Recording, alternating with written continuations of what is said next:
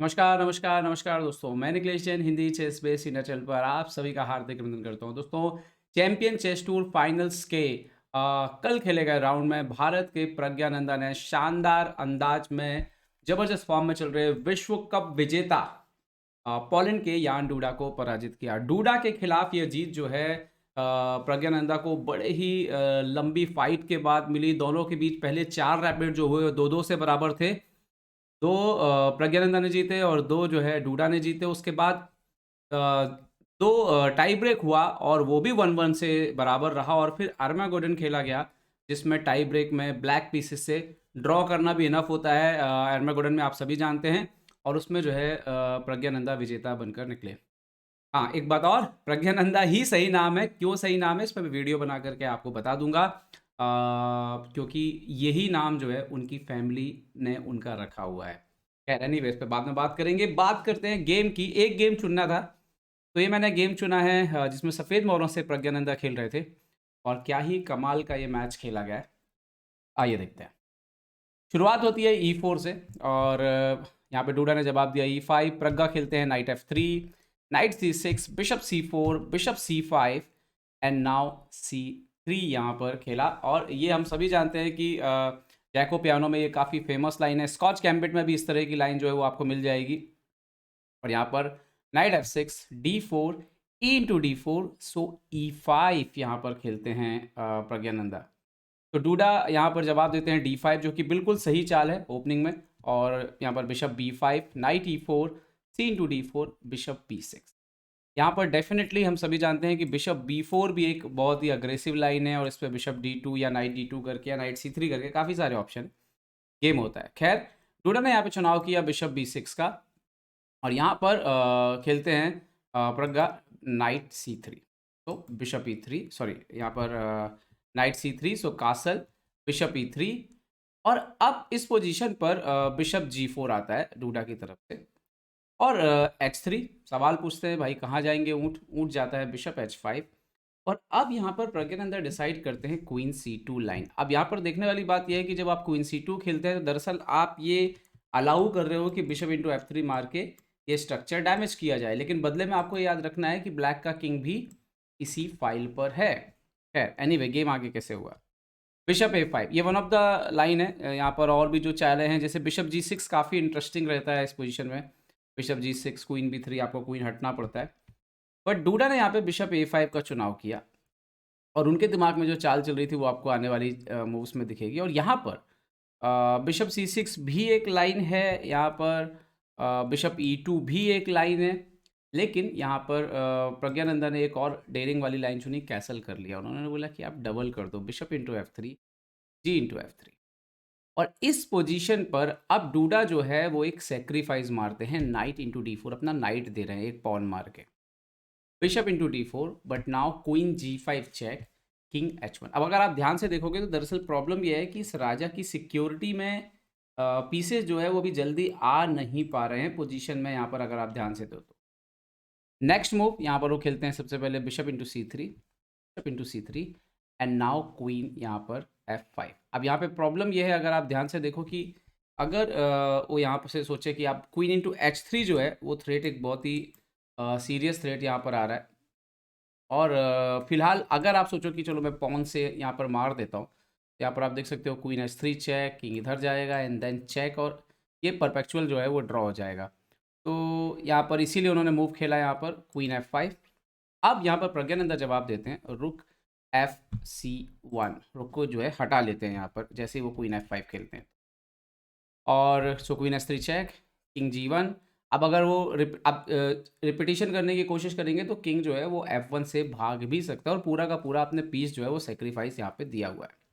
तो पहले नाइट बचाना था, नाइट G5। अभी ऐसा लगता है कि भैया नाइट F3 तो चेकमेट ही हो जाएगी, बट टाइमली जो है वो बिशप E2 आ जाता है। क्वीन H6 जाते हैं यहाँ पर।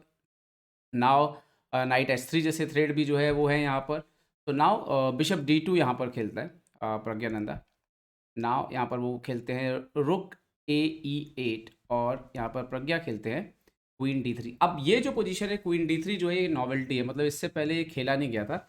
इससे पहले इस पोजीशन पे F4 करके खेला गया था, नाइट H3। तो दरअसल दोस्तों यहाँ पर इस पर अगर आप ध्यान से देखोगे तो एक पीस अप है वाइट, लेकिन प्रॉब्लम ये है कि किंग की वीकनेस की वजह से ब्लैक के पास काफ़ी यहाँ पर प्ले जो है वो मौजूद है बोर्ड के ऊपर। तो मैच में जब क्वीन D3 हुआ तो डूडा ने खेला यहाँ पर क्वीन H4। नाउ अभी आप देखो ध्यान से तो रुक जो है वो शिफ्टिंग होने की काफ़ी यहाँ पर संभावना आपको नज़र आ रही है। तो इस राजा को लिए आपको भागना पड़ सकता है या फिर आपको बिशप F1 बिशप G2 जल्दी से जल्दी लाना पड़ेगा। तो इस तरह की पोजीशन थी।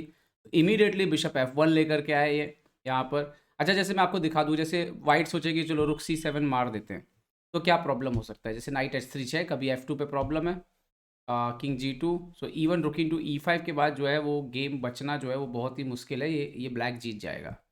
अगर आप क्वीन इंटू D5 मार दो, सोचो, तो रुक D8, क्वीन A5 हटोगे आप, फिर knight H3 check, king G2, queen F3, king HT और इंटू E2। ये विनिंग है एक्चुअली में ब्लैक के लिए। तो ये बहुत ही संभल के यहाँ पर खेलना था और इसीलिए प्रज्ञानंदा जो है अपना बिशप लेकर के आते हैं F1 पे। अब डूडा खेलते हैं रुक E5 और एक्चुअली में ये जो थी ये उनकी गलती थी। उनको यहाँ पर रुक E6 खेलना था, F4 आता, then night E4, bishop E3, रुक G6 चेक, बिशप G2। अगर क्वीन H3 आता भी है तो क्वीन F1। लेकिन इस पोजीशन में प्रेशर जो है वो वाइट के ऊपर बहुत ज़्यादा रहेगा क्योंकि आपको पूरे समय डिफेंस करना है, भले ही आप यहाँ पर एक पीस आप हो। तो वैसे इंजन कहता है एनालिसिस में कि पोजीशन इक्वल रहेगी, बट उन्होंने रुक इंटू E5 मारा। तो अब रुक जो है वो जल्दी शिफ्ट जो है वो होने नहीं वाला है और यहाँ पर इन्होंने खेल दिया रुक इंटू C7। ये बहुत ही टाइमली खेला। नेक्स्ट मूव आता है knight H3 check, but now bishop into H3 के लिए तैयार थे already. Queen H3, queen F1, queen F3 और क्वीन G2 आ गए यहाँ पर प्रज्ञानंदा। ये यहाँ पर ये खेला इन्होंने, डूडा ने क्वीन H5 एक्सचेंज नहीं किया यहाँ पर, बट रुक इंटू B7 यहाँ पर प्रज्ञानंदा ने मारा और ये एक्चुअली में बहुत ही इंपॉर्टेंट मूव था क्योंकि अब रुक B3 से G3 पे आ रहा था और यहाँ तक आते आते बिल्कुल क्लियर हो गया था कि अब गेम प्रज्ञानंदा की गिरफ्त में ऑलरेडी आ चुका है क्योंकि किंग के ऊपर जो आक्रमण हो रहा था वो पूरी तरह से यहाँ पर अब खत्म हो चुका है। अब यहाँ पर ऐसा कोई आक्रमण जो है वो डायरेक्ट आ नहीं रहा है और एक बिशप जो है वो अप है वो। तो रुक E6 खेला पहले उन्होंने यहाँ पर, रुक E6 क्योंकि जी वाला स्क्वायर तो आपके पास है नहीं, तो रुक G6 के थ्रेड के लिए खेला। बट नाउ यहाँ पर आ गए रुक B3। अगर आप रुक G6 देते भी हैं तो भी रुक G3 आ जाएगा। उन्होंने खेला queen E2, now queen D5, रुक F8, सो रुक G3, रुक E5, सो क्वीन D4। अभी रुक हटेगा तो पीछे मेट लगी हुई है, तो उन्होंने खेला क्वीन E4। तो यहाँ पर डायरेक्ट भी एक्सचेंज कर सकते थे बट पहले उन्होंने खेला बिशप C3, G6, तो रुक D1, पहले पीसेस को ले आए सारे, A6 किया और फिर जब वो लगा कि भाई अब सब तैयारी हो गई, देन क्वीन इंटू E4, रुक इंटू E4, रुक D6। इसके बाद गेम में ज़्यादा कुछ बचा नहीं था। उन्होंने A5 खेला तो बिशप A5, रुक A4 गए, सो रुक A3 और ये एक्सचेंज हुआ बिशप A3 और यहाँ पर उन्होंने खेला रुक A8, सो रुक D8 से ये भी एक्सचेंज कर दिया प्रज्ञानंदा ने और ये मैच जो है उन्होंने ख़त्म कर दिया। तो ये बाजी जो थी पहली तो ओपनिंग बड़ी इंटरेस्टिंग है और इसमें ये भी ध्यान देना होगा कि जो डूडा ने चुनाव किया नाइट D4 का पीस सेक्रीफाइस करके खेलना, वो एक्चुअली में उतना सही शायद था नहीं, और या मतलब सही तो था वैसे, उसको संभाल नहीं पाए अच्छे से। और उसके बाद प्रज्ञानंदा ने डिफेंस जो किया वो बड़ा अच्छा किया, टाइमली रुक F7 खेला, फिर टाइमली जो है वो बिशप E2 लाए, D2 लाए और फिर बिशप F1 समय से लेकर के आए। तो ये सब चीज़ें जो है, और उसके बाद ऐसा भी नहीं कि पूरी तरह से पैसिव बने हुए हैं, एक्टिवली रुक C7 खेला और ये टाइमली एक्सचेंज हुआ, क्वीन को लेकर के आए और फिर ये रुक B7 और रुक B3 और रुक G3 जैसे आइडियाज़ की टाइमली आपको वापस आ जाना है गेम में। ये जो समझ है प्रज्ञानंदा में वो कमाल की ही है। खैर एनीवे, डूडा को हराना बिल्कुल भी आसान बात नहीं है और हम देखें पिछले कुछ समय से डूडा ने इंडिया के अधिकतर प्लेयरों को बहुत बुरी तरह से पराजित किया है, चाहे वो विदित गुजराती हो, चाहे वो अर्जुन इरगासी हो। तो डूडा लगातार परेशान करते आ रहे हैं, गुकेश को भी हराया उन्होंने। तो डूडा को हराना डेफिनेटली जो है ये एक बड़ी उपलब्धि है जो कि प्रज्ञानंदा ने हासिल की है और वो भी एक लंबे चले मैच में। ऐसा नहीं कि सिर्फ एक मैच में हरा दिया हो। अगर कोई उनसे 7 मैच का एक सीरीज़ जैसा खेला है और उसमें उनको हराया है तो वाकई काबिले तारीफ़ है। तो दोस्तों उम्मीद करता हूँ ये वीडियो आपको पसंद आया होगा। पसंद आया तो लाइक शेयर और सब्सक्राइब करना ना भूलें। देखते रहिए चेस इंडिया और प्रज्ञानंदा को प्रज्ञानंदा क्यों बोलते हैं इस पे वीडियो जो है मैं जल्दी बना करके डालूंगा। अपना ध्यान रखिए, सुरक्षित रहिए। जय हिंद दोस्तों।